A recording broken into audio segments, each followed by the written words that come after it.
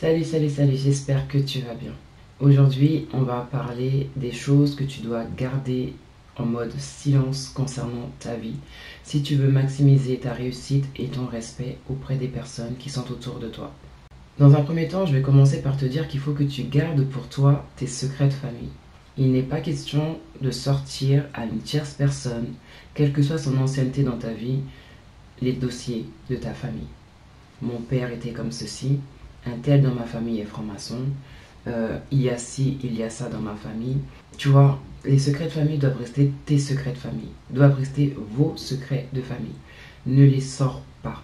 Parce que tu vois, on a tendance à croire qu'on peut faire confiance à certaines personnes, mais le temps et la vie, des fois, nous montrent qu'on ne pouvait pas leur faire confiance.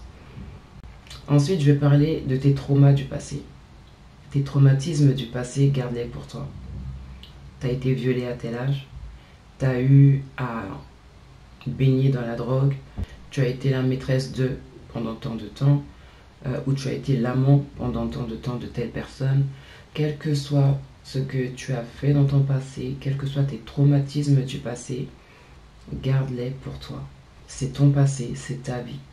Et il n'y a que toi qui peux comprendre tes choix. Le pourquoi de ce que tu as fait, le pourquoi tu as été dans telle situation. Garde tes traumas du passé. Je vais développer au fur et à mesure de la vidéo pourquoi tu dois garder ces choses secrètes. Ensuite, tes problèmes de couple. J'ai trompé mon partenaire m'a trompé, il me bat, il a telle addiction, elle a telle addiction, elle c'est une nymphomane, lui il est comme ça, il m'a fait ci, on a des problèmes d'argent. Quels que soient tes problèmes de couple, garde-les pour toi. Garde-les pour toi.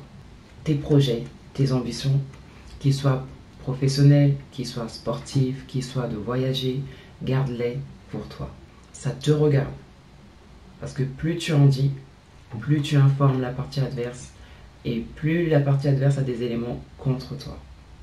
Et elle saura quoi en faire en fonction de l'état de son cœur envers toi. Là, je vais te dire maintenant pourquoi tu dois garder ces domaines de ta vie en mode silence. Tout simplement parce que tes secrets seront révélés. Il y a des personnes auxquelles tu penses pouvoir faire confiance, mais tu te retrouves, avec le temps, la vie ôte le voile sur leur visage et révèle que ce sont des personnes auxquelles tu ne peux pas faire confiance, ou que tu ne pouvais pas faire confiance, ou que tu pouvais faire confiance lorsque ces personnes n'étaient pas en colère. Je m'explique. Il y a des personnes, quand il y a des disputes, quand il y a des mésententes, quand il y a des différends qui éclatent, qui ne savent pas rester sur le problème à traiter, qui ne savent pas rester sur le problème que vous avez présentement, et qui à un moment donné vont être à court d'arguments, et vont surtout vouloir vous faire mal, vont utiliser tous les secrets qui leur auront été confiés. Voilà. Quand je parle de ça, je parle par expérience. Un jour, je me suis confié à une personne très proche, révélant certaines choses de ma vie, de mon passé. Une dispute a éclaté, et cette personne ayant fait montre de manque de maîtrise émotionnelle, dans un éclat de colère, et je pense aussi surtout dans le but de me faire mal, a lâché tous mes secrets, m'a tout balancé à la figure. Tout y est passé. Je pensais faire confiance, je me suis rendu compte que non. Que le niveau de maturité émotionnelle et de maîtrise émotionnelle de cette personne était absent. Il n'y en avait pas. C'est pourquoi je te dis, il y a des personnes auxquelles tu penses pouvoir faire confiance, mais le temps où les situations vont te révéler qu'en fait tu ne pouvais pas faire confiance à ces personnes. Voilà. Et il y a même un passage de la Bible qui le dit, hein, que même quand tu te disputes avec quelqu'un, ne commence pas à révéler les secrets. Ne le fais pas. Traite le problème, mais ne commence pas à sortir les secrets. Voilà. Ensuite, il y a le fait que tes projets, quand tu les révèles, surtout aux mauvaises personnes, on peut te bloquer. Parce qu'il y a certaines personnes qui n'aiment pas voir les autres évoluer. Il y a des personnes qui n'aiment pas être seules dans leur misère, qui veulent conserver leur désordre alimentaire et rester dans leur désordre alimentaire, par exemple, dans leur oisiveté professionnelle, qui ne veulent pas évoluer, qui ne veulent pas transcender en fait leur situation professionnelle actuelle. Alors quand toi tu vas vouloir donc donner un nouveau départ à ta vie, quand toi tu te dis non, à partir de maintenant je vais me faire un body summer, je vais manger de manière saine, m'investir professionnellement, vraiment donner un nouveau départ à ma vie. Tout ce qui était de la médiocrité, je n'en veux plus, je veux passer au niveau supérieur. Il faut que tu saches que tout nouveau départ que tu vas donner à ta vie, quel que soit le domaine de ta vie, ça ne sera pas toujours embrassé positivement par certaines personnes qui sont autour de toi. Parce qu'elles vont se sentir lâchées. Il y a des personnes qui n'aiment pas voir les autres gravir l'échelle de leur vie. Il y en a qui aiment bien rester au niveau du sol. Il y en a qui aiment bien rester au niveau inférieur. D'accord? Mais dès l'instant où tu vas te dire, moi, il faut que j'atteigne le niveau supérieur de ma vie, que je fasse quelque chose de ma vie, que je donne un sens et une direction à ma vie, sache que tout le monde ne te regardera pas d'un bon oeil. Parce que comme j'aime à le dire, ta lumière, elle révèle la zone d'ombre de l'autre. Ou encore, le bien que tu fais révèle le mal que l'autre fait. Ou bien révèle ce que l'autre ne fait pas. Et tout simplement, ce qui est bien connu, c'est que la misère aime la compagnie. Donc sache qu'il y a des personnes qui vont chercher à te décourager. Dès l'instant où tu seras dans une bonne dynamique, il y a des personnes qui vont chercher à te décourager en te disant que ça ne sert à rien ce que tu fais, que tu ne devrais pas, que tu devrais te laisser vivre, etc. Et ne pas te prendre la tête. Ensuite, il y a le fait que certaines personnes se réjouissent. Quand tu vas leur pleurer tes problèmes de couple, quand tu vas leur dire que dans ta vie, il n'y a rien qui va, quand tu vas leur pleurer la misère, la déception que tu traverses, il y a des personnes qui se sentent moins mal dans leur misère quand elles te savent dans la difficulté. Et il y en a qui, au fond d'eux, se disent que c'est bien fait pour toi. Il y a des personnes, par exemple, quand tu vas leur parler de tes problèmes de couple, ils sont conscients que ton couple il est toxique, que cette relation elle est invivable, que tu dois en sortir absolument. Il y en a qui vont te dire non mais c'est pas grave, pardonne, reste, supporte, ça se trouve c'est ta croix et tout ça, donc reste dans ton couple, évite de l'énerver, fais tout ce qu'il faut. Et ces mêmes personnes sont certainement en train de vivre des situations difficiles dans leur couple, sont certainement très malheureuses dans leur couple, mais elles t'emmènent à rester avec elles d'une manière inconsciente dans la médiocrité sentimentale. D'accord? Il y a des personnes qui sont défaitistes, qui ont un état d'esprit tellement malsain. Un jour, j'ai entendu une personne dire de toutes les manières, à nos âges, on va aller où? On reste ensemble, on se supporte, on fait avec.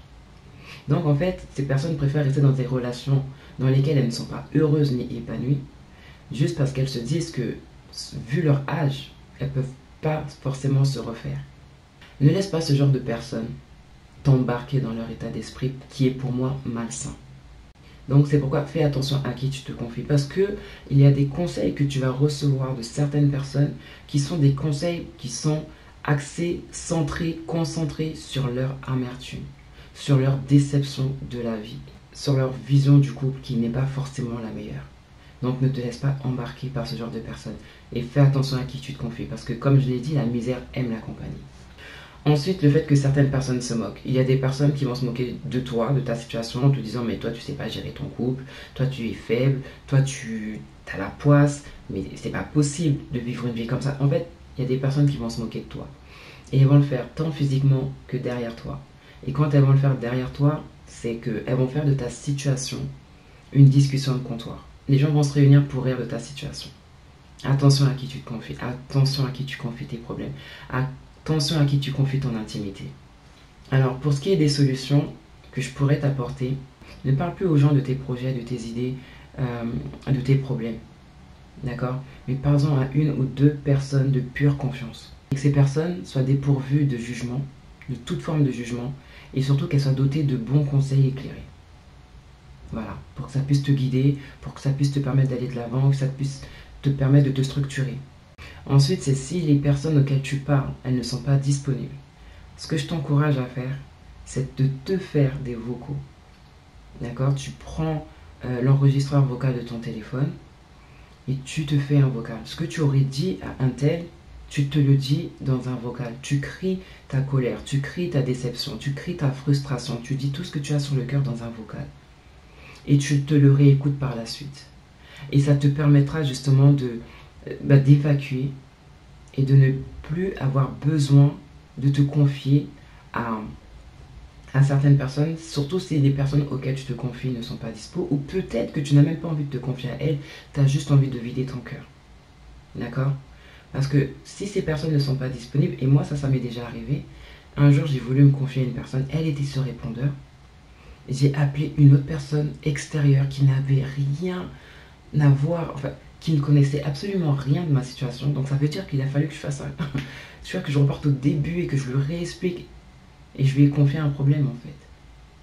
Mais quand j'ai fini de parler avec cette personne, j'ai regretté. Ok, j'ai vidé mon cœur, mais je me sentais pas bien en fait parce que cette personne n'est pas dans ma sphère des personnes intimes auxquelles je me confie d'habitude.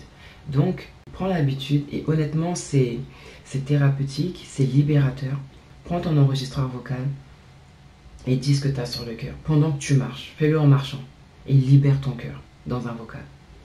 Et un dernier point, c'est pour ceux qui le font, pour ceux qui s'y connaissent, enfin du moins pour ceux qui y croient, lâche-toi dans la prière. Parce que Dieu sera toujours disponible pour t'écouter. Maintenant, par la suite, il te revient de te disposer pour entendre sa réponse, tu vois, qui peut arriver de plusieurs manières. Et là, c'est à toi d'être ouvert, ou c'est à toi d'être ouverte pour recevoir la réponse, la révélation et surtout la paix. D'accord? Parce que si je parle de colère, de frustration, de déception et de tout ce que tu peux avoir sur le cœur, sois prédisposé à recevoir sa paix. Et c'est dans sa paix que tu pourras recevoir aussi la réponse, l'éclaircissement, le guide, l'orientation dont tu as besoin. Voilà, c'est tout pour moi. Je te laisse avec ça en espérant que cette vidéo te sera bénéfique. Sur ce, bon courage. Mouah.